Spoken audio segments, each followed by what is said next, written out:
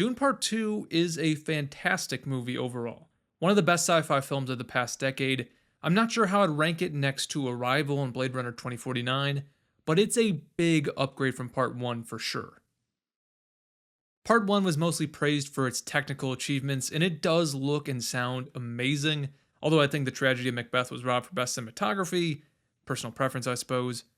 What some people think that Part 1 lacks, myself included, is emotional weight. The film is built around Timothée Chalamet's Paul Atreides, of course, and the character and the performance fell a bit flat for me. It wasn't bad, I just wasn't overly compelled. I was more compelled by his parents, actually. That changes in Part 2. With the death of his father, Paul's self-expression is no longer constrained by royal responsibility. We get to watch him develop into who he truly is as a person, which is great.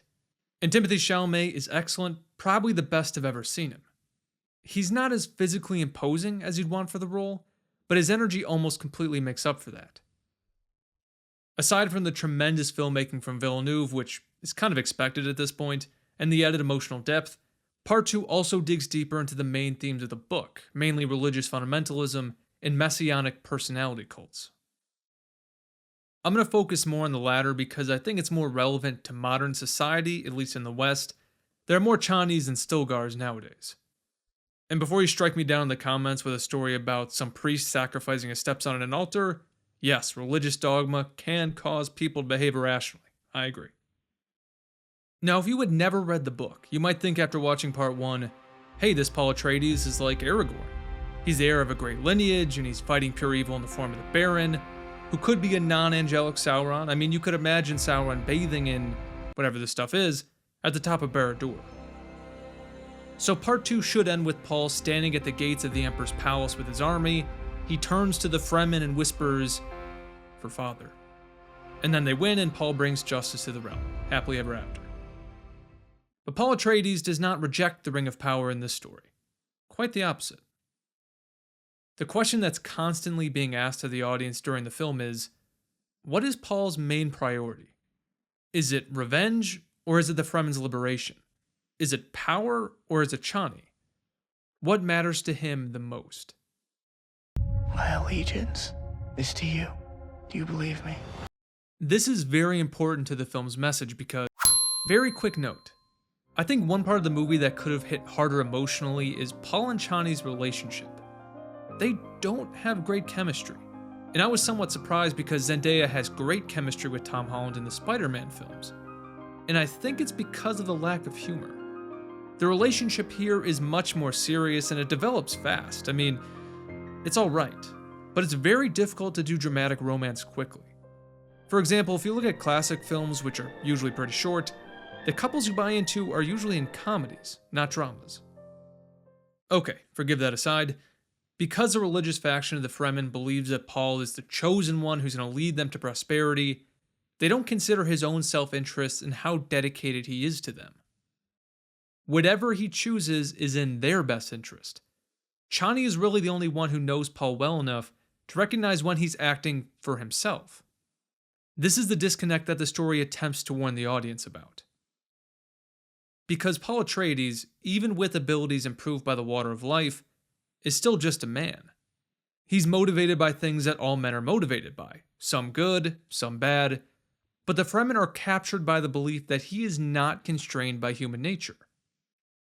Now, in their defense, if I saw some dude wearing a cloak walking in slow motion down the National Mall and he told me what I got for Christmas when I was 7, I would be tempted to hear out his political ambitions. Either that or flee. Suppose it depend on his demeanor. What I'm trying to say is that the most talented leaders can really convince you that they're putting their own interests on pause for you, in your family, in your society. A personality cult, as its name would suggest, is not born from people accepting a political agenda. It's born from people believing that a singular figure is the antidote to a wide expanse of complicated problems. Paul never outlines a 10-step program for taking control of Arrakis. He never convenes with the Fremen leaders to highlight the challenges they may face or create a timeline for certain goals. He just says, if you join me, I'll lead you to paradise. So the results are left to the imagination of the listener. Now, would it be a good story if Paul Atreides turned into Calvin Coolidge and conceived a long-term logistical plan for securing Arrakis that promotes stability? Obviously not. I would rather watch Feyd-Rautha subdue the planet. And that's sort of the problem. People are much more interesting than policies. We don't want ideas, we want people to get fired up and inspire us like Al Pacino in Dog Day Afternoon. I couldn't stop thinking about that scene when Paul gives his speech in the South. But again, the danger of putting full faith in people is that they're people. The consequences of Paul's choices are going to be the main subject of Messiah, which I'm sure Villeneuve will direct at some point.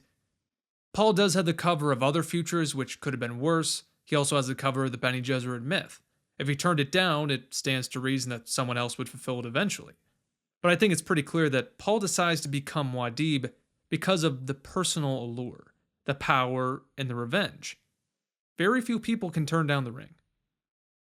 So there are many lessons to take from Paul's story.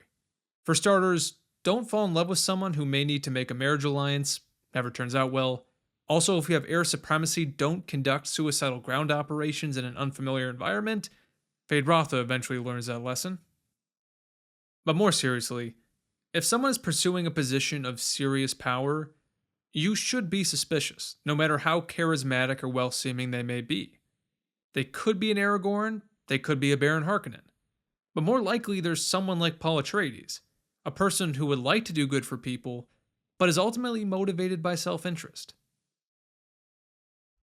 Alright, Dune Part 2, damn good movie. Are people going over the top by calling it one of the best movies ever made? Yeah, definitely. But the same thing happened with Oppenheimer, which I don't even think is one of Nolan's 5 best movies, but the box office could use the hype at this point. And leave your thoughts on Dune Part 2 in the comments. Did Zendaya work for you as Chani? Am I standing alone in the camp? Maybe, probably, but I'm still curious. And remember to like and subscribe on your way out if you enjoyed this video. I will talk to you soon, guys. Have a good one.